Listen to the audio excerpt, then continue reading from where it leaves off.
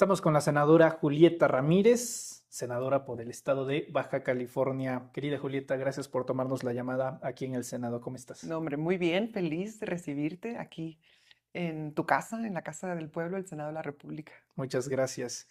Pues varios temas de los cuales hablar y cómo ha caído esta noticia del regreso de Donald Trump a la presidencia de los Estados Unidos, pues prácticamente todo en la frontera y creo que uno de los Así estados que es. más le interesa es Baja California, estado al que tú representas.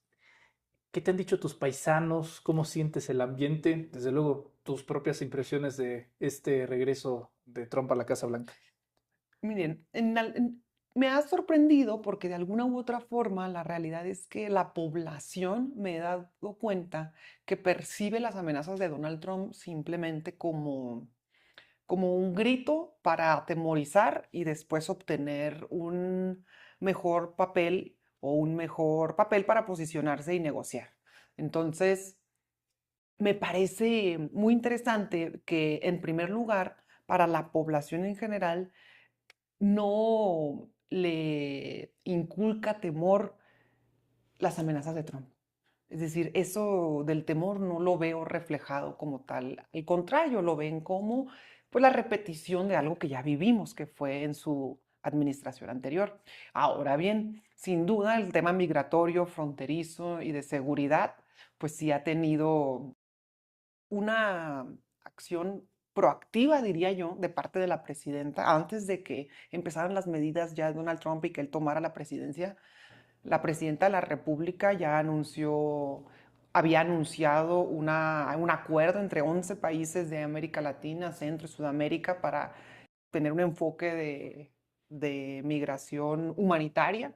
Y en Baja California, por fortuna, las personas que han visto canceladas sus citas a raíz de que no son, de que se retira la aplicación de la CBP por la cual Ujú. podías hacer tus mecanismos de solicitud de asilo sin llegar a la frontera, estamos viendo que al menos no está afectando a las y los mexicanos. A las y los mexicanos se pudieran ver afectados con las medidas de Trump en Estados Unidos. Es decir, aquellos que no estén documentados, que no tengan sus papeles en orden, sí pudieran verse afectados. Ahora, por las deportaciones, pero todavía no inician. Lo que ahora mismo inicia es, sí, personas provenientes de Cuba, de Colombia y Venezuela que se quedaron, digamos, atoradas en la línea. Ujú. Y mexicanas y mexicanos, al momento todavía no se ha visto que estén atorados. Sin embargo, recordemos que prácticamente todos los trabajadores de Estados Unidos, que en Estados Unidos, que no cuentan con documentos y que son mexicanos, pues forman y la columna vertebral de muchas industrias de ese país. Por ejemplo, la industria de agricultura, la industria de la construcción, la industria sobre todo de servicios como restaurantes. Todo eso está prácticamente ocupado por trabajadores mexicanos que sí, que no tienen en regla sus papeles. Entonces, creo yo que para el despliegue que quieren hacer de fuerzas de revisión y deportación masiva, puede ser muy contraproducente para la propia economía mexicana hacerlo de esa manera y también caro. Entonces, hay que esperar y ver qué tantas amenazas se materializan en los hechos.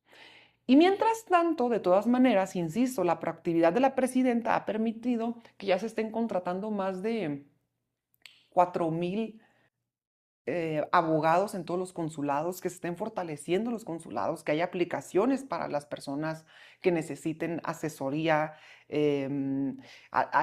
Ya con la Consulap va a ser Ujú. afortunado que tengan un mecanismo para mandar una alerta, para acercarse al consulado más cercano, para solicitar un abogado que los apoye en todo el proceso. Entonces, veo que afortunadamente dentro de los escenarios de incertidumbre en donde nos involucra Trump, la presidenta Claudia y el gobierno de Baja California se anticipa y tiene listos albergues, espacios de recepción, mecanismos para que se integren en la fuerza laboral mexicana. Es decir, esto de México te abraza es también un mecanismo muy interesante porque si las personas llegan al país, por ejemplo, en Baja California, en México tenemos uno de los índices de menor desempleo a nivel mundial. Y por otra parte, em, se necesita fuerza laboral en nuestras industrias en el norte, por lo cual lo que nosotros tendríamos que promover es agilizar los trámites para personas que mientras estén en la frontera también puedan participar en la vida laboral y productiva del país. Sobre todo aquellos que no sean mexicanas y mexicanos. Y aquellos que son mexicanas y mexicanos, pues todavía con mayor ahínco apoyarlos a que se queden, ya sea en algún punto de la frontera, en donde puedan involucrarse a la vida social, académica y económica. Y por otro lado, que quienes tengan que regresar lo hagan de manera digna y con todos los servicios asegurados. Tú, senadora, que te ha tocado crecer en Baja California, siempre se hace este ejercicio, nos lo imaginamos, pero es difícilmente concretarlo, lo de un día sin mexicanos en Ah, los Estados Unidos. De entrada, pues yo te preguntaría, ¿quién va a reconstruir California? ¿No? Con todos los incendios que han habido en exacto. Los Ángeles y demás. ¿Qué tanto peso le das tú a la mano de obra mexicana y a la presencia de los migrantes en Estados Unidos en términos de economía y de fuerza de trabajo? Es prácticamente la columna vertebral de Estados Unidos. Para que pueda funcionar la industria de los servicios restauranteros y gastronómicos se necesitan mexicanos, y no mexicanos con todos y sus papeles, sino mexicanos ilegales son los que, o que no hay personas ilegales, sino que mexicanos en condiciones Que no de tienen sus irregularidad de documentos.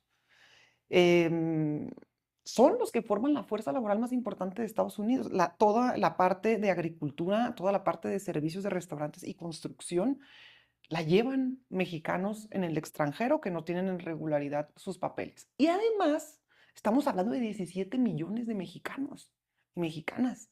Es una fuerza laboral enorme. Por eso insisto en que hay que entender cuáles son las pretensiones de Trump detrás de todo esto. A mí me parece muy evidente que Donald Trump protesta como presidente con una base muy clara y lo reconoce. Protesta como presidente reconociendo que Estados Unidos está en decadencia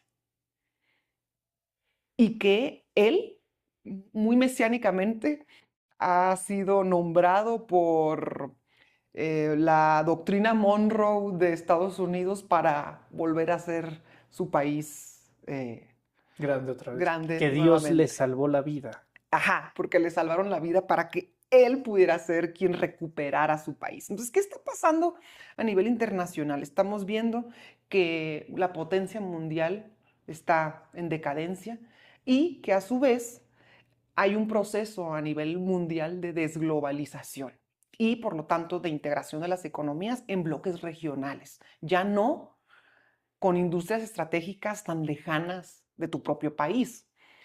A lo cual, por ejemplo, apostaron en toda Europa y ahorita están en franca eh, antesala de la recesión, o Alemania ya está totalmente en la recesión. Entonces, en este juego nuevo, en donde hay nuevas potencias emergentes, China, está Rusia, está la India, están los BRICS y otros países como Turquía, como Irán, como Sudáfrica, están buscando ganar también liderazgo y protagonismo en el ajedrez internacional. ¿Qué quiere hacer Donald Trump en todo esto? Pues básicamente, en resumen, sus amenazas se reducen a ser él quien pueda poner las reglas en este nuevo orden y salir victorioso de esto. Eso creo que es lo primero que hay que entender de por qué hay más de 50 países amenazados por Donald Trump. Más de 50 50. países. Y luego, entendamos otra cosa muy interesante. Hace, pues, relativamente poco, hay países que se empezaban a manifestar por hacer transacciones económicas ya no en el dólar, sino por sus propias monedas u otra moneda, que fue el famoso intento todavía que siempre ha quedado como en veremos de los BRICS. Bueno, si esto llegase a suceder pronto, pues la economía estadounidense que no tiene reservas en dólares, solo se sostiene por una burbuja de confianza. El dólar solo se sostiene por la burbuja de confianza que hay en el sistema monetario de utilizar el dólar para las transacciones, porque no tiene reservas de su propia moneda en su país. Entonces, siendo esta una economía sostenida así Alfileres. con alfileres, imagínate, y siendo que por otro lado hay países que de manera franca y directa dicen, ya no queremos hacer nuestras transacciones en dólares. ¿Por qué? Porque ya no queremos que el dólar se utilice como una herramienta de amenaza y de control, tanto político, económico e ideológico. ¿Y cómo emerge China? Haciendo alianzas sin intereses ideológicos de por medio, haciendo alianzas simplemente económicas y reconociendo entre la cooperación económica y el intercambio comercial de los países un ganar-ganar, no un aplastar y ganar, no un fuerte y un débil, sino un ganar para ambas partes porque el pastel está grande y aquí cabemos todos. En esa lógica, la pregunta que a mí me surge y que la habremos de descubrir entre todos en unos meses, en unos años, es si, número uno, Donald Trump va a lograr recuperar la fortaleza de los Estados Unidos y si las amenazas siguen siendo un mecanismo para poder recuperar lo que él está buscando, porque justamente son las amenazas las que han logrado o las que han provocado que muchos países que ya van con condiciones emergentes puedan decir, oye, yo no estoy interesado en un intercambio comercial que tenga que ser a punta de garrote. Y Pues por lo para que somos tanto, obvios socios, ¿no? exacto, y por lo tanto, em, si el camino que está tomando Donald Trump es el adecuado o si puede incluso acentuar las diferencias y llevarlo con más, y llevar a Estados Unidos con más prontitud al declive del que tanto se quieren proteger. ¿Qué te ha parecido la respuesta de la presidenta Sheinbaum? Eres una de las senadoras más activas de redes sociales y yo lo celebro bastante. Veo que te gusta mucho tuitear y estoy seguro que también habrás visto comentarios del índole, no, es Andrés Manuel dando las Ah, órdenes en claro. Palacio, no hay autonomía, es suicidio que se esté confrontando así con Trump. ¿Qué te ha parecido el tono de la presidenta, la respuesta? Hay algunos que le están calificando de tibia, incluso por no ser más tajante. Ujú. O sea, críticas de todos lados. Pero al final de cuentas es la postura presidencial que hasta el día de hoy parece funciona, no caso Sí, contrario de Canadá. exacto. Entonces, ¿qué opinas más allá de las simpatías ideológicas que compartes con la presidenta? La respuesta en sí misma. Pues creo que a la mayoría de la población nos sorprendió para bien la firmeza y la contundencia con la que respondió la presidenta. Y no nada más en la población mexicana, a nivel internacional fue muy reconocido cómo México estaba liderando un nuevo mecanismo en cómo tratar a Trump, siempre poniendo la soberanía y la defensa del país por encima y privilegiando. Y también entendiendo que somos socios comerciales, ¿no? Ni nos están haciendo un favor, ni como tal nosotros a él. En realidad es un intercambio comercial que beneficia a ambos países y creo que la mentalidad de las y los mexicanos se ha transformado por completo en muy poco tiempo en cuanto a que la fuerza laboral de los migrantes en el extranjero, particularmente en Estados Unidos, pues se traduce en ser la columna vertebral de ese país y por lo tanto el reconocimiento entre la propia población es sumamente relevante para que haya un respaldo sólido que garantice el avance de un proyecto que permita enfrentar los desafíos que esto nos pueda tener. Y ante la crítica, pues en primer lugar diría yo, ¿crítica de quién? Porque, por ejemplo, podemos ver muy disminuida ya la oposición. Está pasando un nuevo orden mundial frente a sus ojos. Estamos ante la caída del neoliberalismo y la oposición se sigue aferrando a viejas prácticas arcaicas que no reflejan una altura y no reflejan el nivel que se tiene que tener en estos momentos donde se está construyendo un nuevo orden mundial. siguen perdidos en el espacio. Y mientras tanto, ¿qué hace Claudia? Ok, pueden representar el futuro algunos desafíos, pero ante los desafíos, México tiene un plan. Y este plan se concibe a partir de reconocer los retos y las oportunidades que tiene nuestro país. Y el Plan México que fue presentado y construido junto con el sector empresarial de nuestro país, cuando se presenta y está todo el sector, se recibe además de una magnífica manera el contenido del plan, no solo por el empresariado mexicano, sino también por los medios de comunicación, la academia. Entonces, ¿qué está pasando? Que me parece muy interesante en el país es que la cuarta transformación está logrando hacer que toda la población entienda que el proceso de transformación nacional va a suceder y que no solamente estamos viviendo un proceso de transformación nacional, sino global. Y que en los retos de un nuevo proceso de transformación global, México tiene que posicionarse como un liderazgo importante también en el ajedrez internacional. Y lo está haciendo. Y en segundo lugar, ante todo eso, el pueblo de México está manifestando un respaldo claro con la propuesta de la Cuarta Transformación en estos desafíos. ¿No hace falta el apoyo del PAN, del PRI, de MC en un ¿No? momento como Porque este? incluso la clase empresarial, el sector empresarial de México está respaldando el Plan México. Entonces, ¿quiénes son la oposición? Son las tres personas que tenemos en la Cámara de Diputados y en la Cámara de Senadores por la vía plurinominal. Esa es la crítica de la oposición. Mientras tanto, que el país se enfrenta a un proceso de transformación global, tiene un plan, se aglutinan los sectores, están empujando el Plan México que fue construido en colaboración con muchas organizaciones empresariales, sociales, académicas, gobierno federal, etcétera. Pues a mi parecer estamos viendo la caída del neoliberalismo a nivel mundial y la oposición está en otra parte y ni siquiera está ni contribuyendo ni no contribuyendo. Creo que realmente están en sus casas viendo la televisión. Desconozco qué estén haciendo, pero quedan muy desfasados del proceso mundial que se está viviendo. Dice un compañero senador suyo, Ricardo Anaya, bueno, no hablando de partidos, pero sí legislador, decía en la permanente que había que crear como un TEMEC, pero de seguridad.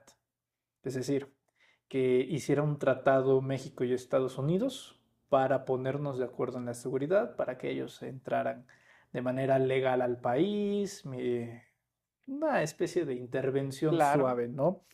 Pero pues podríamos equipararlo con lo que fue el Plan Mérida, y lo hizo también Felipe Calderón. Te tengo que preguntar también, por ejemplo, de estas opiniones de profesores, dan clases en el ITAM. Decía Mats Kaiser que él daba su cierre de filas a cambio de que echaran para atrás la reforma judicial, que ya es Ujú. ley. O sea, les están pidiendo a ustedes una lista de deseos para brindarles su El apoyo. respaldo. ¿Qué opinas de ese tipo de actitud que están buscando ofrecer su apoyo a cambio de? Pues no han entendido lo que cambió, no han entendido que traficar con la nación para beneficio personal, porque ¿qué buscan en un futuro? ¿Para qué pondría sobre la mesa una actitud de reconózcanme tal cosa y yo apoyo? Insisto, no se trata de apoyar aquí a una persona, estamos apoyando a un país ante una situación peculiar que está sucediendo en el mundo. Y ellos se creen el centro del universo para decir, oigan, aquí estoy y si quieren mi apoyo, que es el más valioso porque yo soy el sol del sistema solar, hagan esto. Entonces, insisto, están desfasados, están descanchados, están desaparecidos. Básicamente, no existen. Y ante lo que se está viviendo a nivel internacional, la posición que tiene México, el terreno que ya se planteó ganar, subir de la posición número 12 a la posición 10 de las economías mundiales, los planteamientos del Plan México que son muy específicos, sustituir importaciones, etcétera, pues están quedando, como dicen los chinitos, milando, milando. Y no están aportando absolutamente nada a lo que está pasando a nivel nacional. Y pues Ricardo Anaya tantito le falta para vender a su madre, porque poner sobre la mesa que pueda haber fuerzas de otro país ingresando de manera libre e interviniendo en México, pues no es otra forma más que de intervencionismo extranjero. Y por algún motivo toda la vida la historia nos ha platicado cómo la derecha conservadora nacional tiene esa necesidad de reconocimiento, que en donde de forma insistente hacen todo lo contrario a mantener nuestra soberanía territorial y de nuestra patria. Entonces, lamento que haya personas que dicen ser senadores de la República y tengan ese tipo de posicionamientos hacia nuestro país. Me dices, están desaparecidos.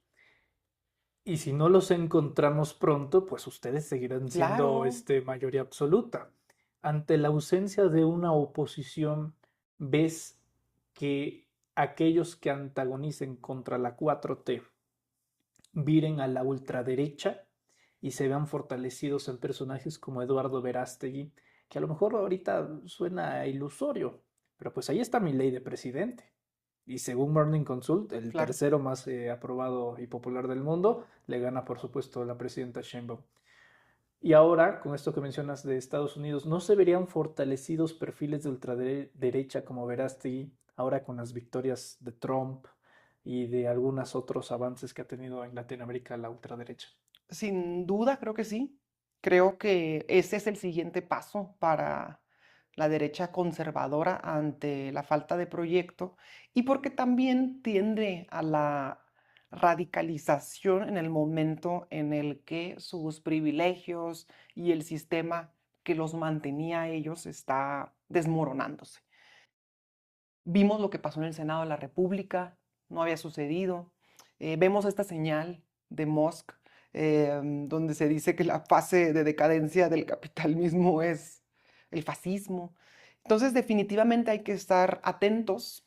Pero en México, por fortuna, tenemos un pueblo que apoya en un 80%, aprueba y conoce a nuestra presidenta de la República. Aquí el pueblo de México es fundamental, porque es el sostén de la garantía del apoyo a la cuarta transformación y a los posicionamientos que está dando la presidenta en defensa del país. Es fundamental el nivel de politización de nuestro pueblo en este momento. Y además, curioso es también que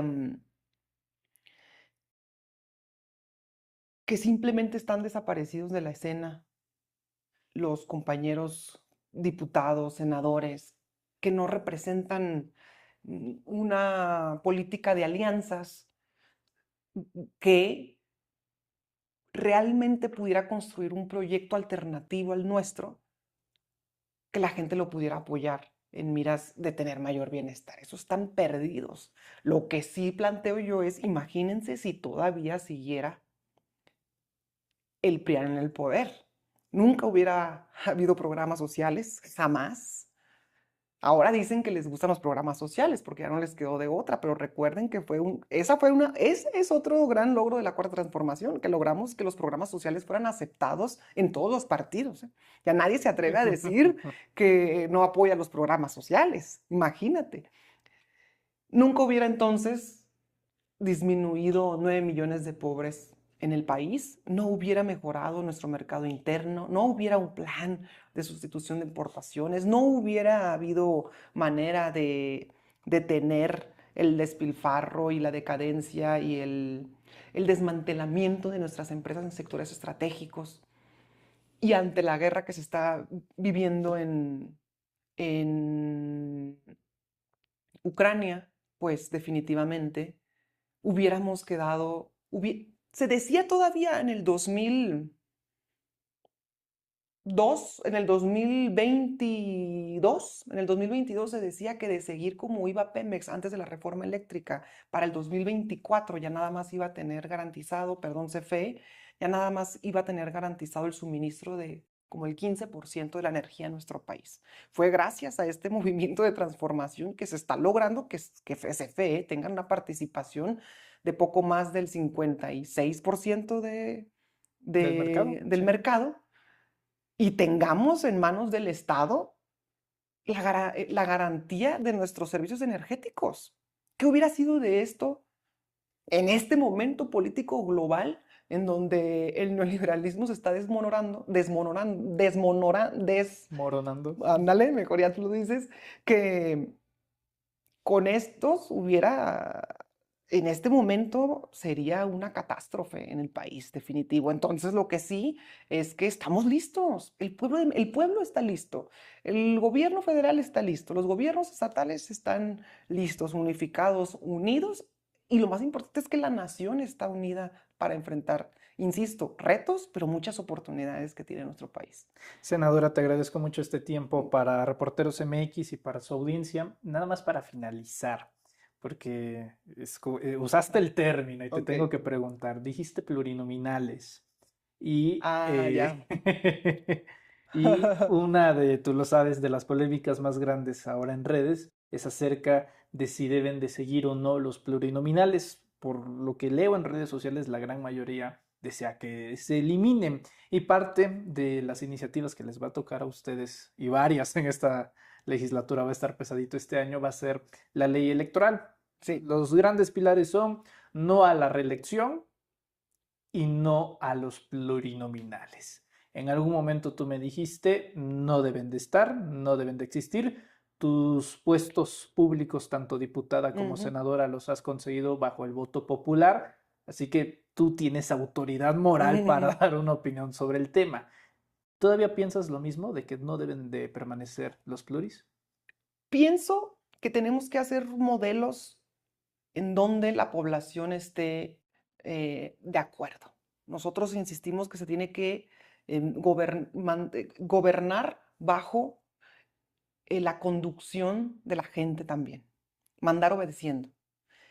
Y en ese sentido, los plurinominales sí hay que reconocerles su aportación y trascendencia histórica, pero si en este momento del país se pueden garantizar la expresión de las minorías a través de múltiples mecanismos y sabemos que los plurinominales han sido utilizados de manera que se ha tergiversado su mecanismo por el cual su objetivo, pues definitivamente hay que replantearnos, todo cambia y que cambiemos no es extraño, como decía Mercedes Sosa, todo cambia, hay que adaptarnos a a los nuevos reclamos sociales que tiene la población y un reclamo eterno social es los plurinominales.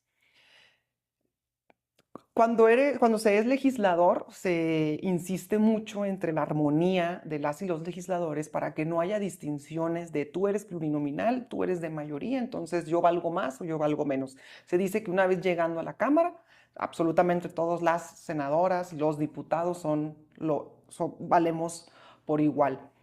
Y he conocido a muchos compañeros plurinominales que efectivamente se han hecho un buen trabajo. El tema aquí es que hay que reconocer que la gran mayoría de la población no está de acuerdo con el mecanismo de los plurinominales y que la presidenta está proponiendo un mecanismo muy interesante que, por cierto, ya se usa, por ejemplo, en Baja California. Entran los mejores perdedores, no los de lista, pero todos hacen campaña. Sí sigue habiendo plurinominales, por ejemplo, pero entran, insisto, los mejores perdedores, pero todos se van a la campaña. Ese mecanismo a mí me parece, por ejemplo, una alternativa muy viable. Todos a campaña y ya nada de que yo pongo aquí el número uno, pues Alito Moreno. Pues no, todos llegan los mejores perdedores. Es decir, hay numerosos mecanismos para mejorar la figura de las plurinominales, a como esté planteado en la reforma, pues lo vamos a revisar, pero lo más importante es que los reclamos sociales se vean garantizados y se vean reflejados en nuestra Constitución, que es el acuerdo nacional. Y si al pueblo no está de acuerdo con los plurinominales, creo que tenemos que atender ese reclamo que es justo de la población. Senadora Julieta Ramírez, gracias de Gracias, todo Manuel, corazón por como este siempre. espacio. Un mensaje para la audiencia de los Reporteros MX, por favor. No, hombre, pues la audiencia de los Reporteros MX es fiel es valiente, es leal. Les mando un fuerte abrazote y agradezco aquí a nuestro compañero Manuel que me vino a visitar a las oficinas del Senado. ¿Qué Sí, tal? muchas ¿Qué tal gracias. con esta lujo de visita? Y además saludarlos con mucho cariño. Estamos en una época, en un momento, si vivíamos un momento histórico nacional impresionante, ahora lo vamos a poder vincular en un nivel global y hay que entender lo que está pasando a nivel mundial. México tiene amplias oportunidades y nos va a ir muy bien. La presidenta es patriota, nacionalista, soberana y ha hecho valer la voz de las y los mexicanos, ha resonado a nivel internacional. Creo que hay mucho de qué sentirnos orgullosos en este momento en México y estamos viendo a un gobierno preparado para enfrentar los posibles retos y desafíos. Así que no hay nada que temer. Y por otro lado, hay mucho en que contribuir a la nación.